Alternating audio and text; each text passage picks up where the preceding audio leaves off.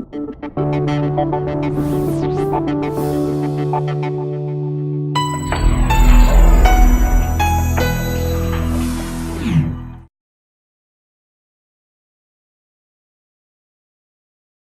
this is the Monday Advantage. Let's get your week started. Now, this week, we're going to focus on your levels of awareness. We're going to focus on your levels of awareness.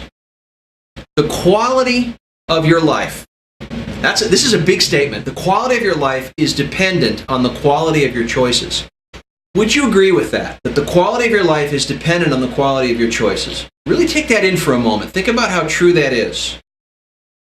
What do the quality of your choices really depend on? Well, the quality of your choices depend on your levels of awareness. But see, most of us are asleep. We'll even drive down the freeway and we'll miss our own exit. We're asleep. We have so many thoughts that are occurring to us at one time, we can't possibly pay attention to everything that we're observing. So what your mind does is, at best, when it comes into a moment, is it relies on the past storage systems, the past programming, the beliefs, the concepts, through which you make sense of the world around you. But there's a problem with that without a high quality of awareness, what we're likely to do is believe most of the thoughts that occur to us. How often do you fall prey to believing thoughts that aren't in fact true?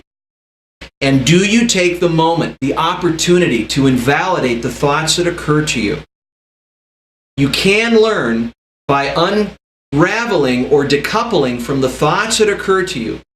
When was the last time you made a big assumption and things played out poorly and you landed in consequences that nobody wanted?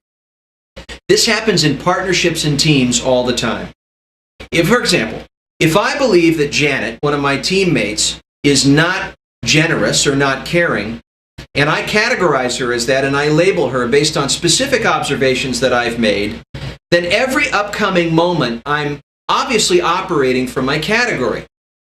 Hence, if Janet told someone else that she is in fact caring and does really care about what happens around here, I won't even see it. It's not on my radar. But more than that is the retaliatory action, the posturing that I do based on my way of assuming things with her. In fact, it makes me feel a certain way. And out of those feelings, I tend to give rise to certain actions. And then out of those actions, I land in a result that's either favorable or not. So when you land in a result that's not favorable and you experience the consequences, how good are you at seeing how your perceptions were generative and how you ended up? What you might do is unfold via several questions what you're actually assuming to be true. The first question is it true? Is Janet in fact a non-caring person, yes or no? Now, if I say yes, I might ask another question. Well, how do I know it's absolutely true? So maybe I check with other stakeholders or other viewers that are on the team to kind of get a holographic picture of what's really going on, not get stuck in my relative truth.